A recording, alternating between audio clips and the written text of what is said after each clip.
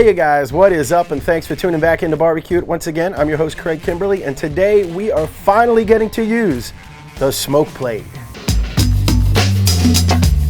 That's right, the smoke plate, smokeplate.com. Now if you're thinking that's kind of some contraption like a smoke and sear, close, slightly. This is stainless steel and I believe 16 gauge. It's extremely well made. Look at that, 16 gauge I believe it is.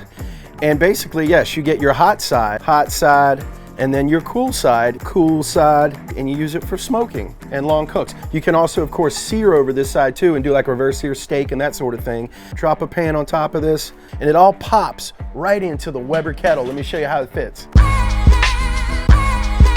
Okay, once you remove your charcoal grate and your top grate, you're gonna drop your smoke plate right in. And as you can see, it sits on these tabs that your charcoal grate used to sit on, and it fits perfectly right over top of your clean out / your air control right there.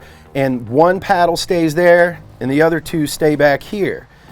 And of course, just like a slow and sear, or if you used your baskets to one side, heat over here, cool side over here. And what we're gonna do is drop a water pan, or just a catch pan really right here, just to catch the drippings. Now I can't think of anything better than to test a slow and low device than something that everybody loves to cook, which is ribs. So I prepped up a little St. Louis rack here. Let me just allow you to get after that beautiful, be looking out for that grand smoke rub.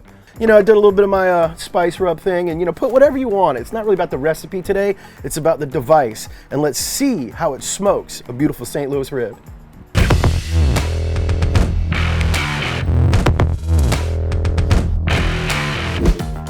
Now what I'm doing here is jump starting these coals, about 12 to 15 of them, so I can get this going a little bit quicker than just lighting the corner. So my starter coals are pretty much there. So basically this is gonna jump start it really fast to about 300. So, and here is how our coals are lined. Got, you know, the briquette's pretty much 4/5 of the way over. Gonna fill that. I don't use all the coals that I have in here if I don't need to. I will not use them all. I'll kind of gauge it, and you can always take some out. But the idea here is I'm just gonna jump start it, and let's get smoking. Well, while my Kickstarter coals are going right now, I thought it'd be a good time to kind of check in on a few things. Now, right now, we're actually 5-6 weeks into the COVID-19 situation. So if you're like me, you're pretty much, you know, locked in and hopefully cooking and, you know, trying to make some positive out of this, and hopefully your family and friends are safe. And this is definitely something we all didn't see coming quite like this, but hey, this is a good time for us to, you know, do stuff like this, to learn some new stuff, experiment, try some new gadgets like the smoke plate or whatever, and just, you know, cook for your family, keep them close, and hopefully the ones that are around you, and you know, Skype and Zoom, everything else that you can to stay up with the other loved ones. And but again, I thank you for watching and tuning in, especially, you know, when, you know, it's not an easy time for anybody. So I really appreciate it. And also, we hit 15,000 last week. I just can't believe it. That's something I dreamt of, but didn't know it would come so quick. And that's all because of you guys and everything that you do, you know, tuning in and sharing and all that jazz and liking and whatnot. So I really appreciate it. And I really look forward to all the incredible things I got planned to show you this year. We're going to be doing a lot of seafood, all kinds of stuff coming up. So coming at you with more barbecue it. So thanks again for tuning in. Let's check on our coals. All right, so our coals are just about where I want them. I don't have to put them all in, basically, just enough that I know that I can get this thing jump started quick. And yep, it's gonna be all of them. All right, that's gonna be perfect. All right, let me get this out of the way.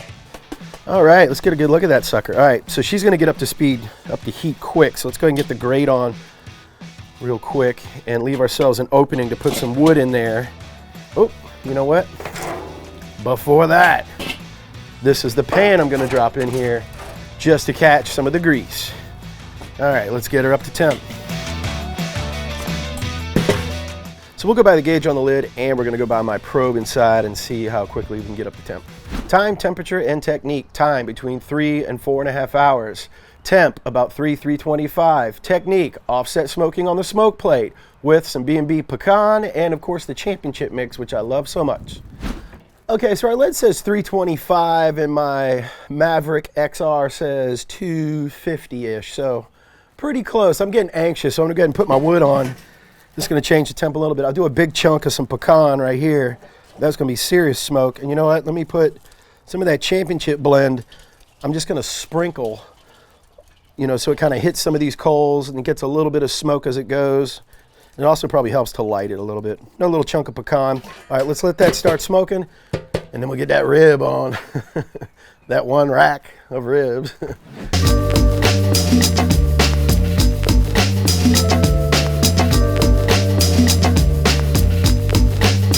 Okay, so we're up to temp and smoke is rolling. So let me go ahead and grab us this beautiful rack, slap it up here, and give it a nice scrunch, because that's where it's gonna live for the next few hours. Oh, doesn't she look beautiful? All right, let's not let this fire get too crazy. See you in a couple hours, and I'm gonna, of course, spritz in between. So there you go, got it on, smoke plate's working, it's jamming actually, we are smoking it up. Lid is closed on the top now, just like the instructions say. Got it open on the bottom, and I'll just try to watch the lid temp, and of course my grill level temp with my Maverick and see, you know, where we're at. But every 30 minutes or so, I might hit with a little spritz. That could be apple juice, apple cider vinegar, it doesn't matter, your choice, pineapple juice, whatever. And then maybe around 2 hours, we'll wrap it. So stick around and watch the smoke roll. Okay, so we're an hour and a half in, and we've basically been holding a pretty darn good temperature. And let's have a look at her. Oh, we got some really nice color. That looks beautiful.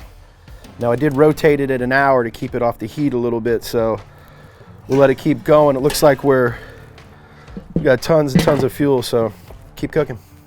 Okay, so we're right at the 2 hour mark, and I really like where the color is at right now. I mean, I just love where that's at right now. I don't want it any darker, so I'm gonna go ahead and pull this, and we're gonna give it the wrap treatment. Face down. Now the option to wrap is up to you. I'm using a little bit of butter, a little bit of orange blossom honey, a little bit of brown sugar, some of our barbecue sauce, and at the end I'll pour a little bit of the juice I've been spritzing with all over the rib. Not too much though, just enough to get this rib tender and to see if we can put out a beautiful rib with the smoke plate. Okay, all right, let's get our ribs on.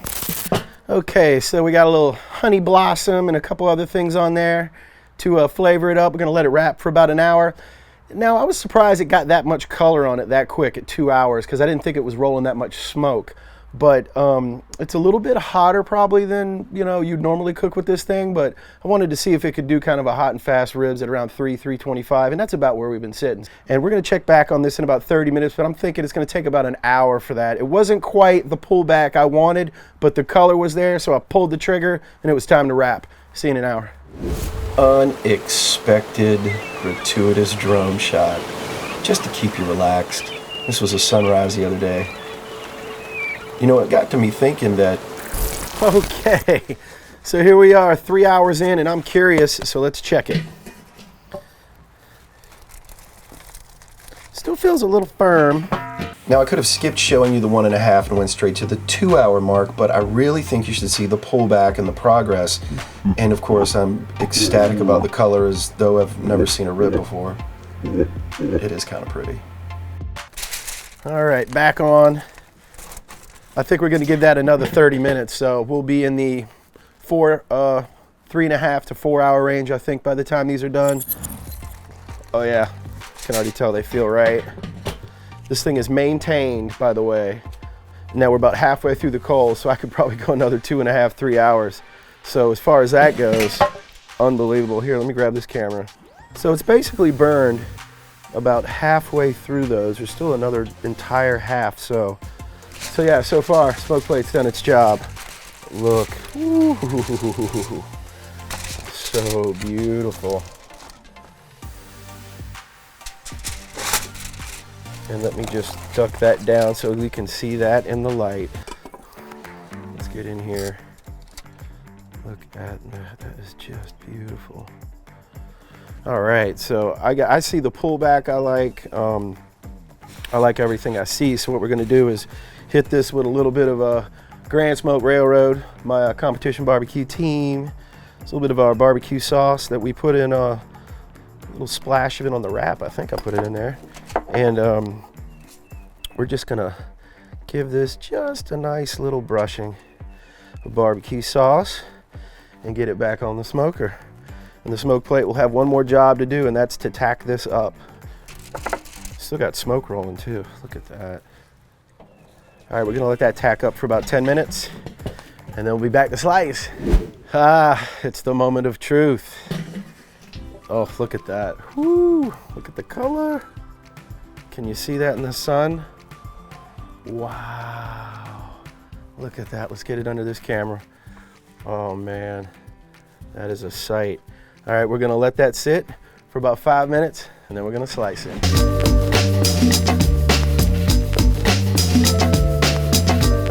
Okay, so moment of truth. Let's flip these babies over, slice them, and see. Oh, look, I'm in the wrong side of the sun right now, but it's just this beautiful mahogany. So let's flip these over and slice a couple.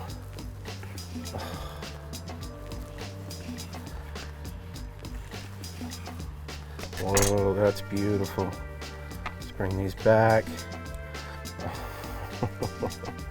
And here we'll finish them off. We'll dust them off with a little bit of the grand smoke for the presentation. That is beautiful. Are you ready for this? Oh yeah. Let me get my focus on here. That is beautiful. Look at the color. Can you see that in the sun? Oh, just beautiful. But let's do a bite test. Perfect. Perfect bite through. Wow. Oh, refocus. So, unbelievable. Look at that. That's incredible.